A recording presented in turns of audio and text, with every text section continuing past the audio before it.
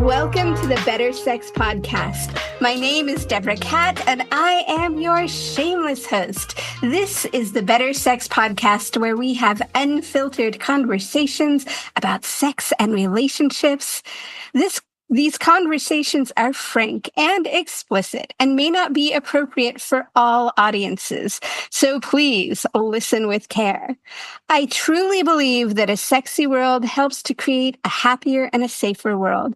If you want to do your part to create a safe and sexy world, please hit like, subscribe, and leave a comment wherever you get your podcasts. Today, we are going to dive into the world of my guest, Dr. Nan Weiss.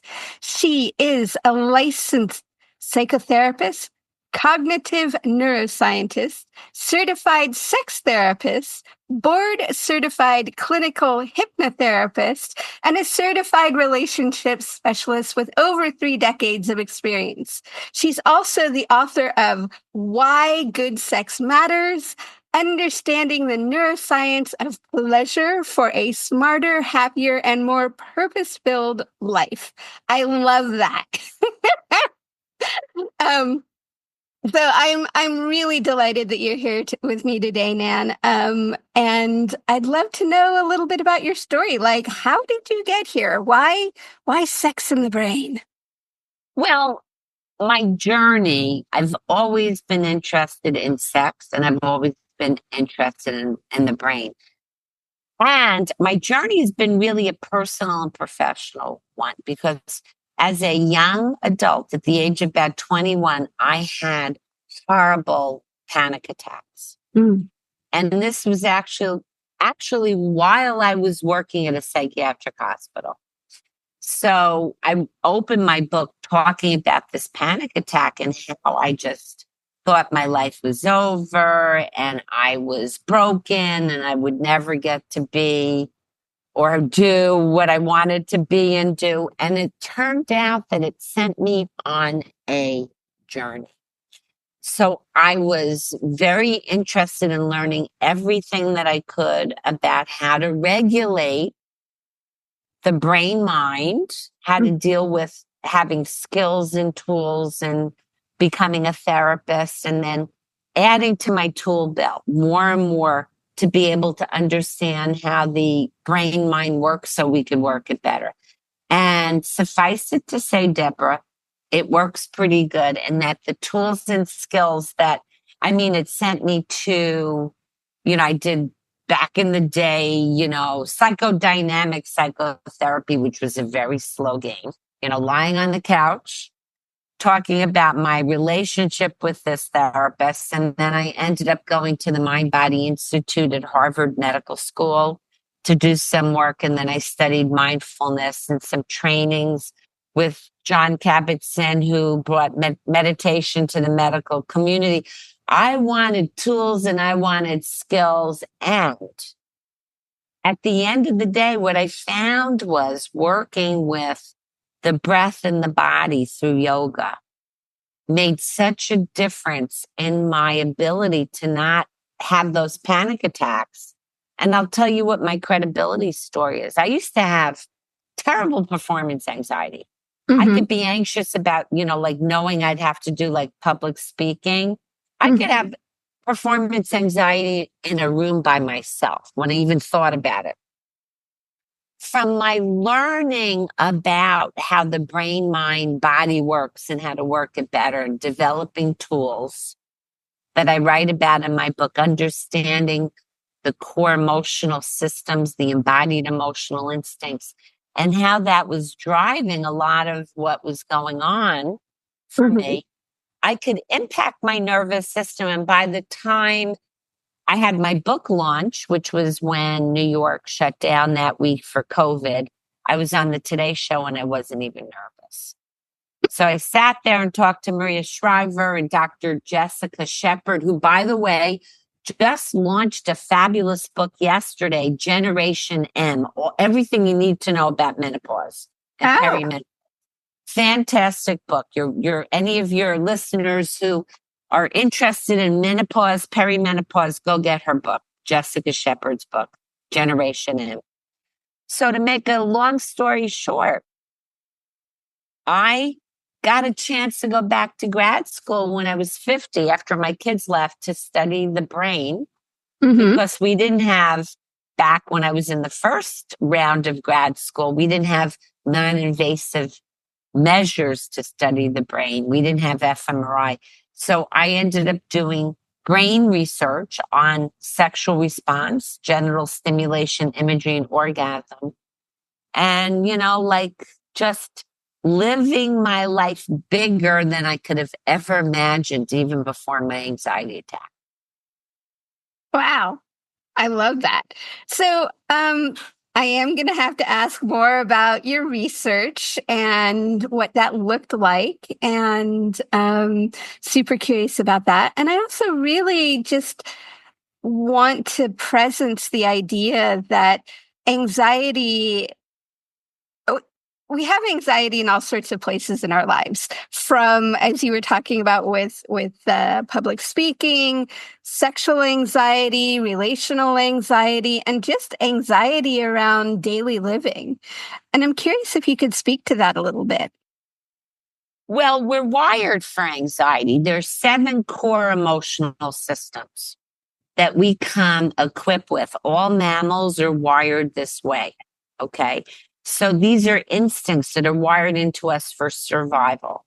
Mm-hmm. And anxiety actually is when the fear system, I'll introduce the 7 different systems. So we have a little bit of like a background, because this is really the big, I think, reveal in my book is that psychology hasn't got around to really incorporating these findings. They're relatively recent. And Mm-hmm. it's a game changer because at the bottom of the brain, we're pretty much the same as all of our 4-leggeds. At the top of the brain, we're very different. So the seeking system Mm-hmm. is powered by dopamine. That system works with all the other systems to get us motivated to explore, to meet our needs. Guess what hijacks the seeking system? Our devices.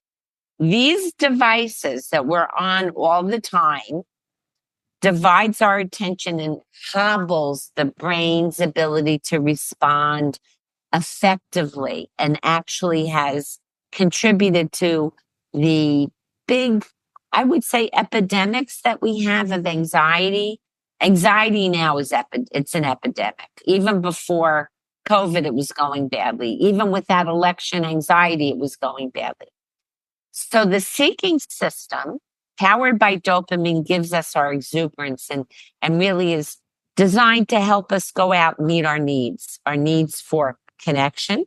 We have the care system, Mm-hmm. powered by our internal opiates or opioids. That's where we really need to focus on having good connections, because that's what satisfies us. That's real life connections, not faux social, F-A-U-X, faux social connections aren't satisfying to the brain mind system. Mm-hmm. It's not like real life connections. So we have the care system, if it's working well, gives us the feeling of well-being. Some people have challenges based on sometimes genetics in combination with early childhood traumas that affects the ability of the care system to give people good feelings like well-being, and can be the basis of mental illness and challenges like that. So we have the care system, which is an affiliative system. We have something called play, the play system, which is designed, all young mammals and other animals learn with and through play, including humans. All right. So the play system gives us a sense of social joy. And if we're an adult and we have access to the seeking system and the care system and the play system with the side order of the lust system, we're going to be having a good time. So the lust circuitry Mm-hmm. is responsible for our urge to merge. Now, these are actual circuits that they discovered in the brain. If you electrically stimulate them or chemically stimulate, you get those behaviors. You get and they accidentally have stumbled upon those circuits in humans during brain surgery for like epilepsy. We're wired that way. Okay. Now let's get on to the defensive systems because we talked about anxiety, right? Mm-hmm. The fear system. It's important that we have appropriate levels of fear because you need to fear that which is not good for you. You need to fear things that are dangerous for you. Babies are actually even born with, you don't have to teach them to fear pain. If something's painful, they will fear it. It's wired in. Mm-hmm. You don't have to teach them to not climb over a drop. Kids at a certain age know instinctively not to climb over a drop, like when it's a steep drop. Mm-hmm. We're wired for fear. Now, some of us get a little bit too much fear conditioning. When you grow up with having a rough time in childhood or having a rough time in life in general, but formative times are in childhood, having a very active fear system because you didn't feel safe as a kid predisposes you to anxiety.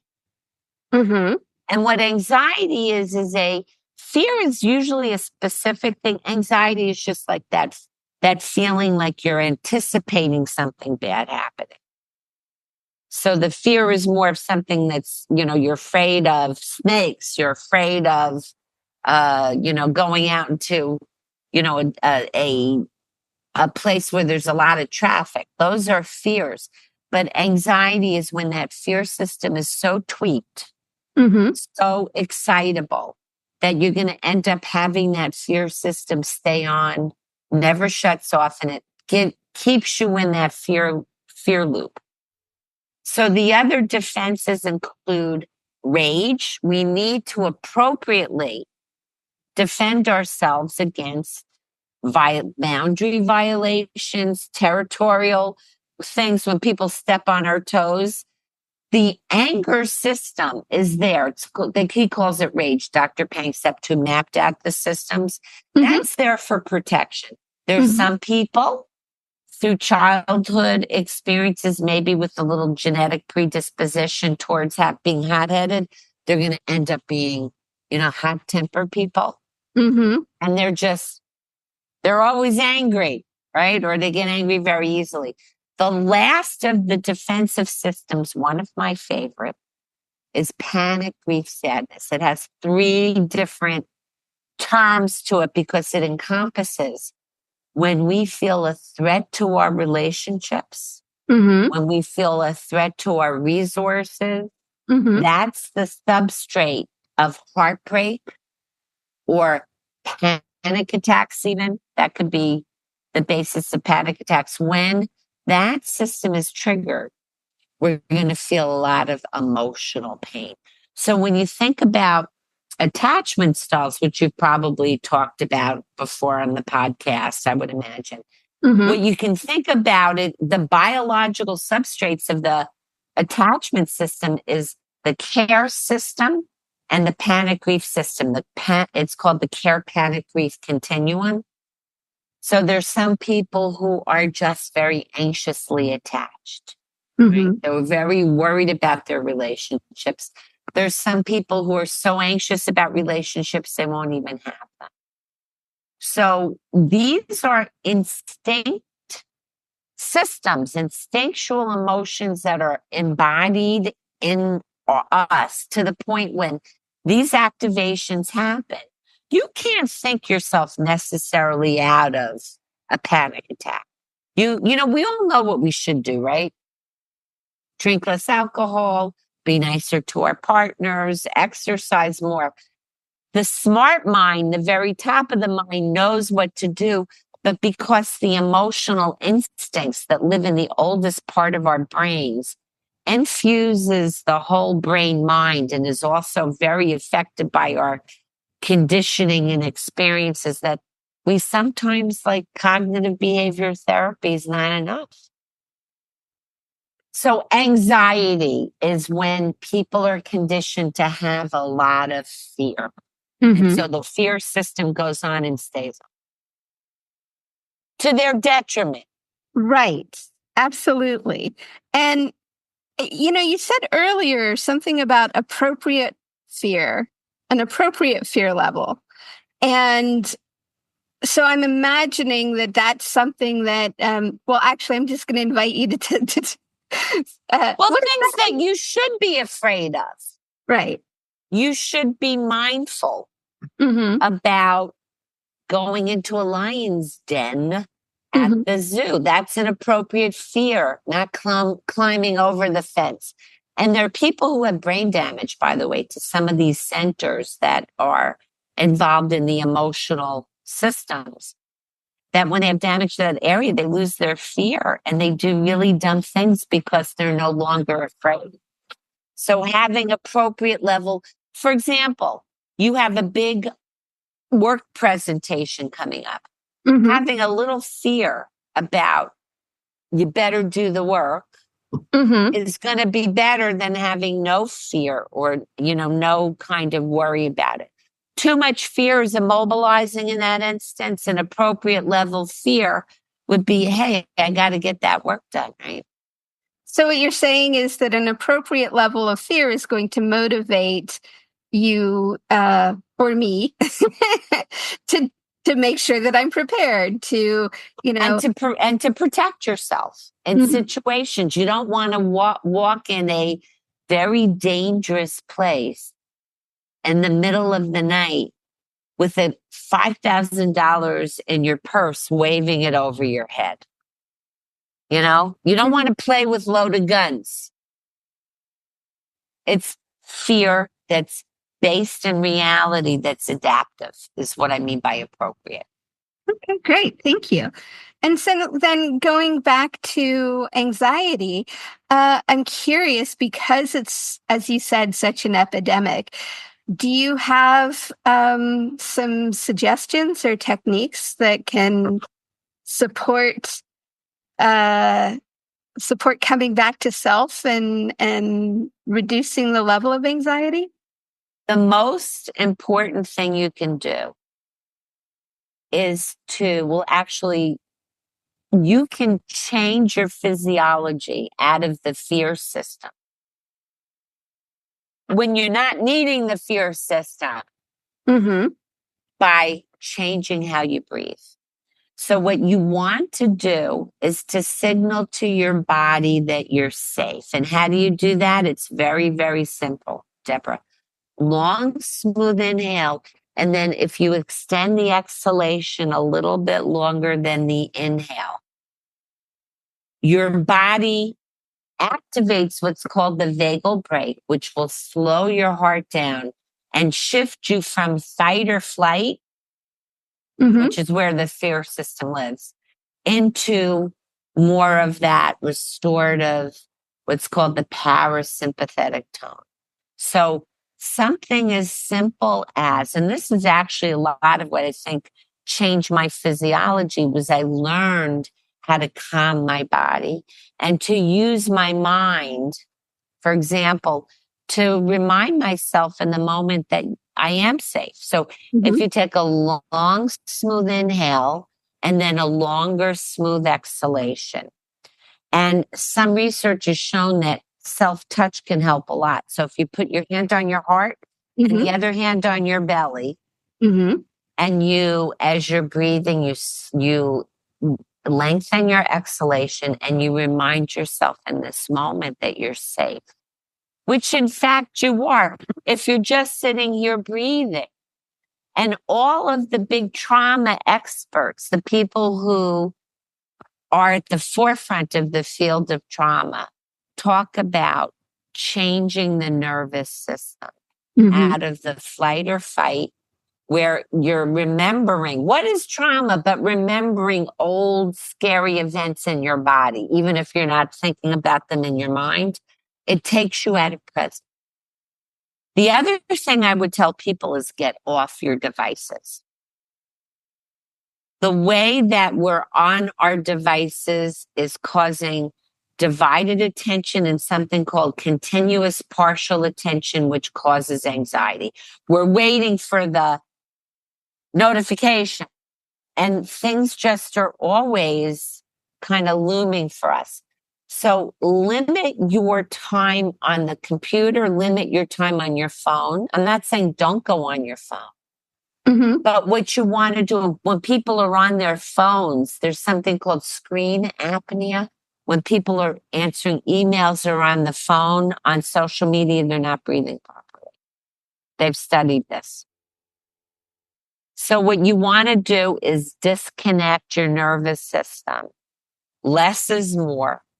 Mm-hmm. Don't overwhelm yourself with all of what comes on. Social media does not make people feel better. Being constantly bombarded with all of the, doom and gloom and all of this emergency stuff is actually taking us out of connection with ourselves and the people in the room. So if you go out, you see people in restaurants, they're on their phones, Mm-hmm. their kids are on their tablets. This is creating harm in the development of children's brains and their skill sets. And this is also eroding the benefits of real connection and attunement with each other, with our kids, with our families, with our partners, with our friends. Get off your devices. Seriously limit the time you go on them. And then hang out, get connected with yourself, and actually hang out with other people. So, question about hanging out with other people. So, I think I read somewhere that, like, even just being in the same room with someone, like, you don't necessarily even have to necessarily be in conversation, but just being in the same room with someone allows for our nervous systems to co-regulate. Is that accurate? There's some truth to that, but I think if you are actually in the room with the person and you're paying attention to each other, I think that co-regulation becomes more entrained. So what we want to do is we want to pay good attention to ourselves and each other. And actually, what we do then is we affect each other's nervous systems. When one person gets upset in a partnership, when it's somebody you care about, your nervous system's going to get tweaked. So being proximal to people can have a beneficial effect if people are calm. Mm-hmm. Pay good attention to each other is going to have even better effects. Eye contact, when you're first kind of infatuated with somebody in the throes of new relationship energy, there's all that eye gazing. Mm-hmm. And also for parents, when you have a baby or a child, you do a lot of eye gazing. I have an 8-month-old granddaughter that's living with us now with her parents. And when I hold her, she's always looking in my eyes because the connection between the eyes and the emotional centers, the prefrontal cortex, is the way that kids learn to regulate with and through attention from parents. Mm-hmm. So eye contact is very important for human beings. I'm talking about eye contact. Now, you and I on Zoom are actually looking at each other, and I imagine are getting a lot of the same benefits if we were in person. But most people are spending now time texting. They're not even listening to each other. I just want to say, so one of the things I do is I run an event called Tantra Speed Day. And during the pandemic, we had to take it online. And one of the stations that we have is an eye gazing station. And what was fascinating, so first of all, it was really fascinating how much connection can be created even remotely. But what was really fascinating was how much one can get out of eye gazing, as you said, remotely, because it is that thing of like, we're putting our attention on each other, and we're putting our attention, as we put our attention on each other, we're noticing whether we, cognitively or subcognitively, we're noticing all the movements of the face, of the body, of the breath, and our bodies start to is that co-regulation or? Yeah, that's a great way to call it. What we're doing is we're attuning. And we're creating rapport. And that happens instinctively and naturally when people are looking at each other and paying good attention. The power of paying good attention. It's like, it's the best drug in the world. That's really what we need, is good attention. Yes. What's happening is that people are trying to conduct relationships by texting. Mm-hmm. They don't go on Zoom. They don't listen to each other. Even being on the phone would be great, because when you listen to somebody's voice, there's a lot of cues in their voice, because you don't get a lot of cues in texting. You can't hear somebody. You can't pick up all of the information that you can when you're listening to somebody. And there's actually a branch of the vagus nerve that's called the social vagus, with and through listening to each other, can down-regulate the activation of those flight or fight mechanisms and calm and help us co-regulate. Thank you. So I have a couple of questions. Go figure. One of them is, so a lot of the clients that I work with have sexual anxiety, and that could be performance anxiety, which causes all sorts of interesting things. It can cause desire discrepancies. It can cause physical issues around, erectile issues. I've also noticed that in some of my female clients, there's a tightness and there's an inability to relax. And I'm wondering if you could talk about some of these things. So the problems that you're describing, the anxiety that gets attached to people's sexuality, is so common, is so common.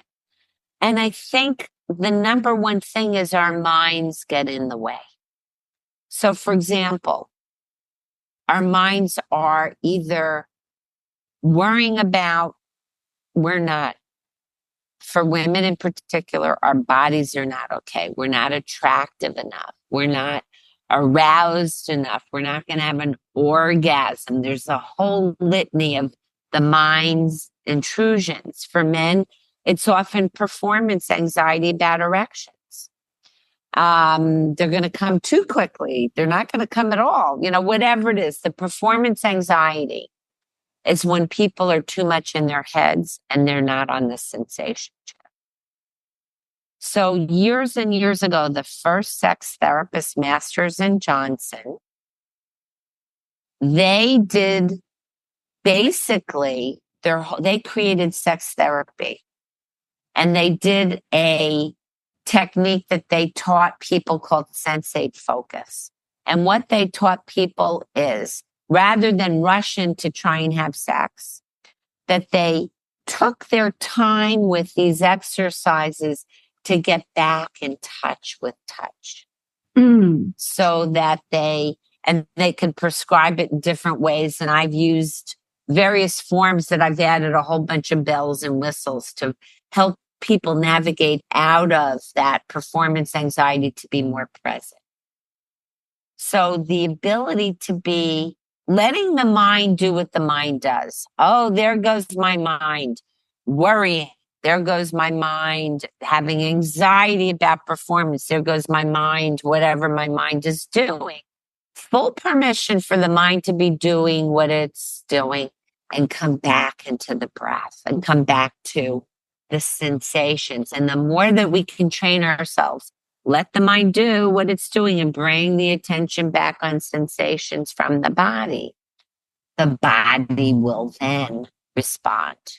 So it's really about making that shift from the being too much in our heads, getting more connected with the sensation body channel and just welcoming the sensations rather than chasing them. So, penises sometimes get hard and then they get soft and then they get hard again. It's not unusual during the course of any kind of sexual escapade for the penis's turgidity to wax and wane, right? Mm-hmm. If we don't make it all about the penis being hard. If we get back into what is good sex, Deborah, it's connection. It's connection with ourselves. It's connection with each other. And the number one sex problem is people have a hard time talking about sex. So instead of creating a connection, talking about their fears, their dreams, their anxieties, what they want, what they don't want, instead of feeling free to connect on that level with the partner, they white knuckle it and they just kind of go into the experience without even really understanding what the partner wants, not even voicing what you would like. And they expect that somehow things are going to go somehow perfectly. And, that's Hollywood. That's not real life, like sometimes Hollywood, movies where people are, it's they get swept off their feet. Nobody talks about safe sex or contraception or anything. And they have mad, passionate love with simultaneous orgasms. In real life, sex is about being connected. It's about being curious and playful, caring. And, if you can approach your sex life like that, where it's less performative and it's less about how you're supposed to look or what's supposed to be or what's supposed to happen. And you kind of feel free to communicate more openly with your partner, you're going to end up having a better time. And you'll end up feeling more connected with yourself and each other. And I'm imagining that's going to bring a lot more pleasure to the experience. And that's really what it's about. It's not about orgasms. It's not about performance. It's about finding the pleasure. So I'm going to go back to your title of your book for just a moment. Speaking of pleasure, how does pleasure make us smarter? Well, let me talk about that pleasure is actually wired into the brain as a learning signal. Pleasure and pain function in the brain and for us as learning signals.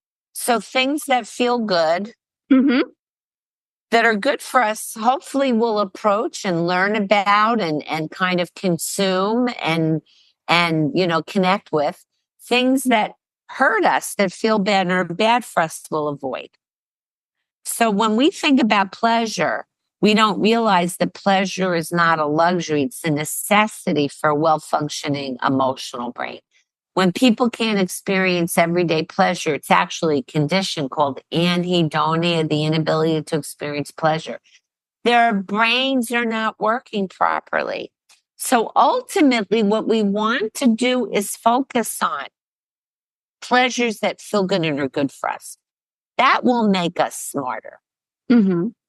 Because we'll function better. And if we avoid pleasures that feel good and aren't good for us, like I give an example all the time about Doritos. Doritos, if you eat them, they taste good, right? And you can eat a bag of Doritos and it tastes good, but it's not good for you. And most likely, after you eat the Doritos, you may even want more because it's not really satisfying. And it's what I would call like those faux pleasures. They are designed to feel good, but they're not satisfying. They're not healthy and they're not satisfying. Social media is the same thing. You get all those likes and then you have more followers and people make comments. You can feel good, but you're not really having the kind of connection that sustain you, that will give you feelings of satisfaction. People just crave more and more social media, more and more internet. They stay on and it's not satisfying. If it were satisfying, we'd be on for half an hour and then we'd be off of it, right? So it's like sex between consenting people can be that healthy hedonism, pleasures that feel good, that are good for us. When we are effective, we're able to be smarter. We're able to, for a smarter, happier, more purpose-filled life. When we're, to the extent that we are effective in how we navigate the world, we're going to have more joy because we're going to be able to. Actually, it was the philosopher Spinoza said something to the effect that to the extent an organism is effective, it is joyful. So being effective in our how we eat, what we eat, how we move our bodies, that we move our body, how we connect with other people, that what we will end up with is a well-balanced emotional system that will head us to learn things that feel good and are good for us, healthy habits, as opposed to the not so healthy habits that many of us develop as a substitute for satisfying pleasures. Thank you. I love that definition of the idea that the more that something is pleasurable, the more that we move forward towards it, that can help us to make better choices. And keeping an eye out for the faux pleasure, the Dorito factor. And the regulation. So, like the way the brain mind works is there's like basic things about approach and avoidance. That's like a basic behavioral thing. People learn what's safe to approach, what's better to avoid. Sometimes that maps out on to what's good for us to approach. Sometimes not, depending on circumstances and learning. I have a question about attraction, and I'm not sure exactly what the question is, but as you were talking about what's good for us and what's not good for us, I started thinking, oftentimes clients that I work with, they'll pretty much date the same person over and over again, different hairstyle, different glasses, but it's the same person over and over again. And I'm wondering about that kind of attraction, and what your thoughts are about that. Well, there's a very interesting field within relationship therapy that talks about imago. Have you ever heard of imago? I haven't. Harville Hendrickson, and I'm blocking on her name. His partner.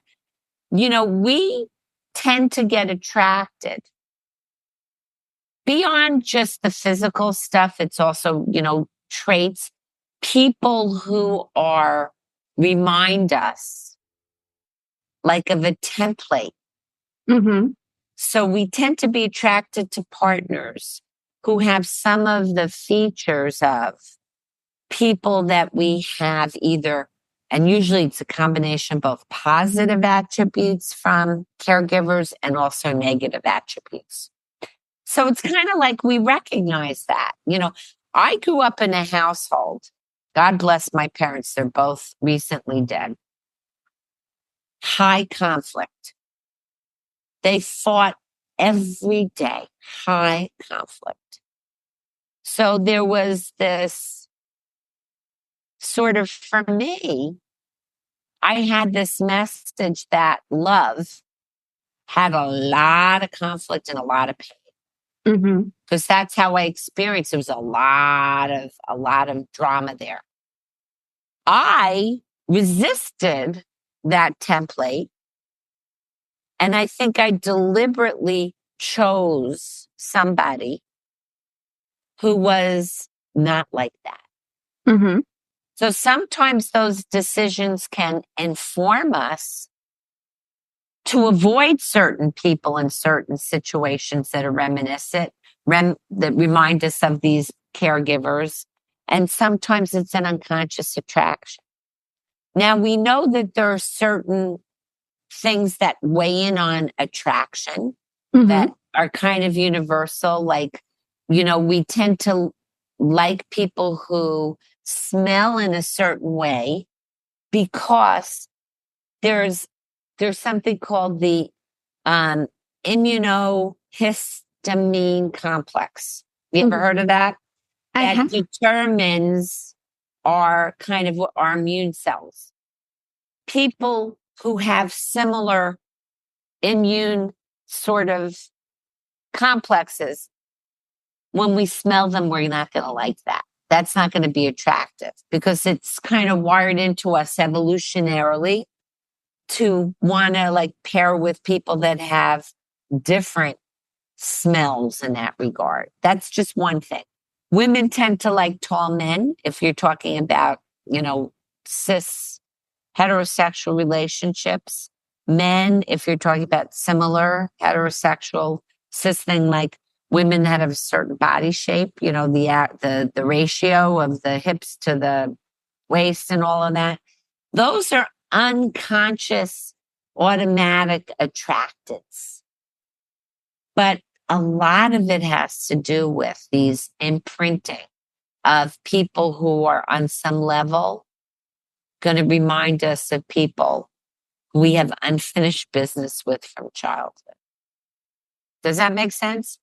It does. It does. And I appreciate what you were saying earlier about when you chose your partner, you chose in opposition to what you'd grown up with. Because his parents had a completely different dynamic. So his parents never fought, ever. His father and mother were like so unified. Now, that went almost the other way. Like they didn't really push back on each other in ways that I think would have been helpful. They went the other extreme. There was absolutely no conflict in that relationship. With my parents, all there was conflict. So, but I think I looked at that family and I said, I like that. I like that whole, no drama thing. I'm not, and I think it worked out well for me. I mean, we had our own drama because every relationship does a lot of our own learning. But, like I was very conscious I didn't want a partner. Yeah, I'm imagining that felt really good to your system, being able to relax and being able to, and then, one of the beauties of being in relationship is you learn how to repair. You learn how there are skills that we can learn around how to manage, whether it's conflict or speaking our desires. Exactly. Plus, the other piece of imago is that we tend to pick people who were wounded, who will wound us in a way that we need to heal. Because what happens is we get attracted to people in some ways who are very different from us. So I'll give you an example. My husband used to literally go surfing in hurricanes as a young person. When I met him, there's a hurricane, I'm going out surfing.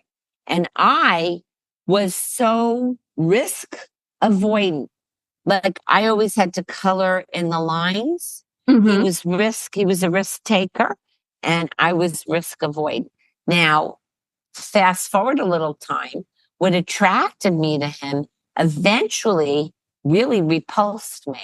Because when we're out on a family vacation and he wants to go hang gliding when we have little kids, I'm like, what are you, nuts? So, but what that did for me was I learned to be more risk averse, risk taking. And he learned to have more common sense. So we learned how to grow ourselves so we were more in balance. And that's actually one of the nice things.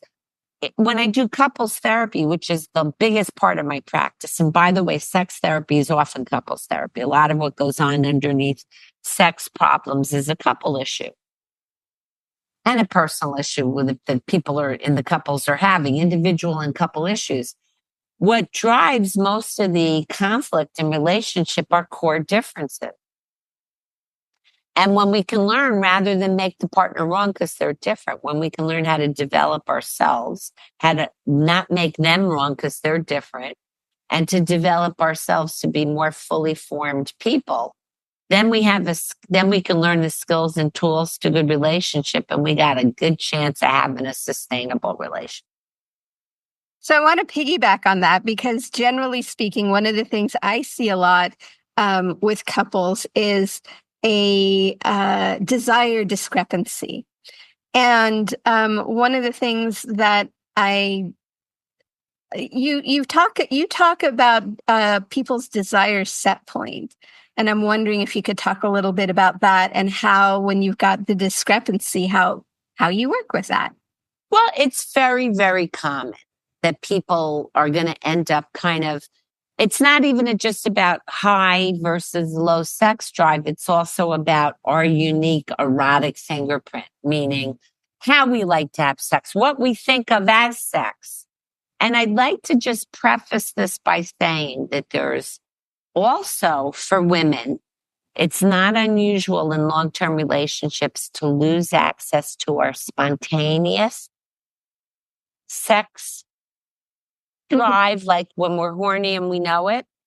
Where for men, they tend to, and this is, I'm talking about in general, because there's always a lot of exceptions to the rule, but men tend to think about sex and want more sex across cultures.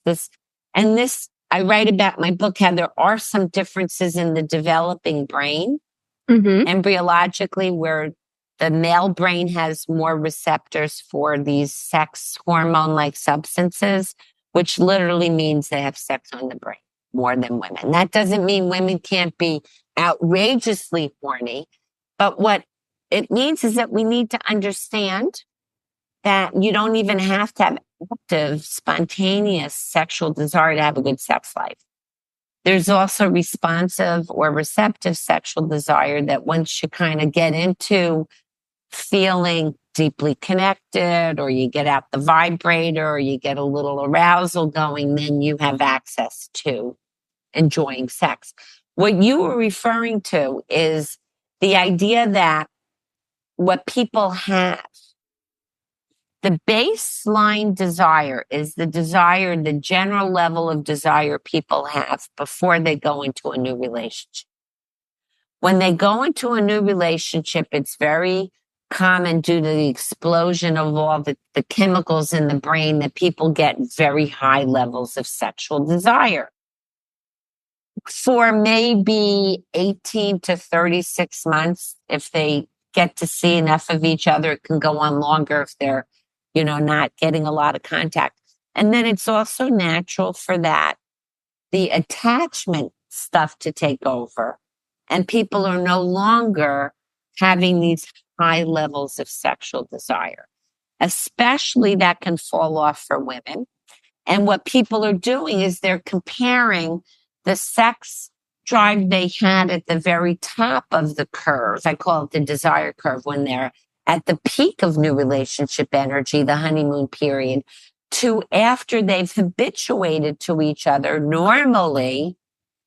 And they go, oh no, I'm not in love anymore. Oh no, something's wrong. They don't think to go back to what was your level of desire before you were in that relationship. And they're also not looking at that they have different erotic fingerprints, that the differences between the different types get masked when you're at that highest level of desire. So for example, a great example could be the soulful lover who needs all that, like eye contact and touchy-feely thing. When they're paired with what I call the rough and tumble lover, who's somebody who's not into the soulfulness, it's not sex unless the furniture gets moved. So when they're at the highest point of new relationship energy, it doesn't matter these differences. But after they go back into the baseline after that, then those differences become more apparent. If you understand, some people are much more susceptible to the fall off of that from the desire curve. Some people get very panicky. I'm not in love anymore if I've lost the desire, or that hot and heavy, or you don't love me anymore. We're not love anymore. If I had a penny for every time somebody said I'm not in love anymore, my head would be explode because I'd be so rich. People conflate or confuse new relationship energy, which is a chemical state to get your attention to decide if you come to your senses, is that partner somebody who I want to bond with? And then you do the work of the bonding. But people make decisions on new relationship energy that they should never do, like leaving one relationship for another. And they also make decisions when that passion falls off that they shouldn't. Like, oh, I'm not loving it. I cannot tell you how happy I am to hear you say that, because I've had this noticing in my own, with clients that I've worked with, that like 18 months, is what I've generally seen. And I can't tell you how many people get engaged in the first 18 months. And, it's sort of like, no, you've got to go through at least. Yeah. You want to really see what's there. That's not through the filter of your brain on chemicals, on endogenous natural chemicals that get released. And the work of the bonding, it's okay to get engaged. It's even okay to get married, but that doesn't mean that you're off the hook when that energy starts to dissipate and then I'm not in love. It's bonding. You want to focus on being a good partner. You want to focus on nurturing love, and love is really a choice. The falling in love and all of that stuff, that's brain chemistry, and that like happens and that can hijack you. But the choice to be a loving partner, that's a choice. It's a skill set and a choice. Beautiful. So I can't believe how fast time has passed. I feel like I didn't get to half my questions, but I do want to take a moment and just have you, pause for a moment. And if there's one thing that you really want people to get out of our conversation, I'd love to know what that is. And while you're pondering that, I'm going to let people know how they can support the Better Sex podcast. Because, sex is a complex issue and it can really make or break a relationship. And unfortunately, most of us don't grow up in an environment where talking about sex is welcome. And so that's why I offer the Bedroom Breakthrough Session, a personalized one-on-one experience where we can discover what's holding you back from sex and come up with some strategies to support better sex and satisfying relationships. Because let's face it, a podcast might not be enough, no matter how great it is. So please check out the Bedroom Breakthrough in the show notes. And I can't wait to hear what you have to say, because I love the look on your face. I think what people need to do is harness their attention and bring their attention to really paying attention, good attention, attunement to themselves, and good connection with the people who are important to them in their lives. It's all about connection. So good. Thank you. So how do people find you? They can go to my website, AskDrNan.com, and the doctor's spelled out with all the letters. On my website, you can book a free chat with me if you want to. If you have questions about something, you can get a free chapter of my book. And if you buy a copy of my book, you get a free whole sex therapy session with me. Oh, and awesome. You can feel free to just leave me questions if you want on that place where you can ask questions or set up a time to talk to me. Beautiful. And your website is amazing. There's so much great information there. I love, you've done lots of podcasts. You've been very generous with your time and your expertise. And there's a whole section where you just answer people's questions in a really compassionate and thorough way. And I really enjoyed the book. I've learned a lot about it. So please check out the book, check out Nan. I also know you're on Instagram, and I'm starting a talk show on Instagram. You are? I'm in planning with a OBGYN who I adore and a relationship expert to host a live stream talk show that will invite different guests onto and all of that. That's always wanted to have my own talk show. So why not? Like, there's so many people I want to talk to about all sorts of really important topics, to all about connection. So spend very little time be very intentional with your social media and screen time, and, connect with yourself and be present to your partner and people in your life. And get into your sensations, get out of your head and get into your sensations and pay attention to your body, because that's where all the core emotional information is. Thanks for having me. Oh my gosh. Thank you so much, Dr. Nan, for joining me. And please follow her on social media. And if you want to bring more love and better sex to the world, please subscribe, like, and comment on the Better Sex podcast. And bye for now. Bye. Thank you so much.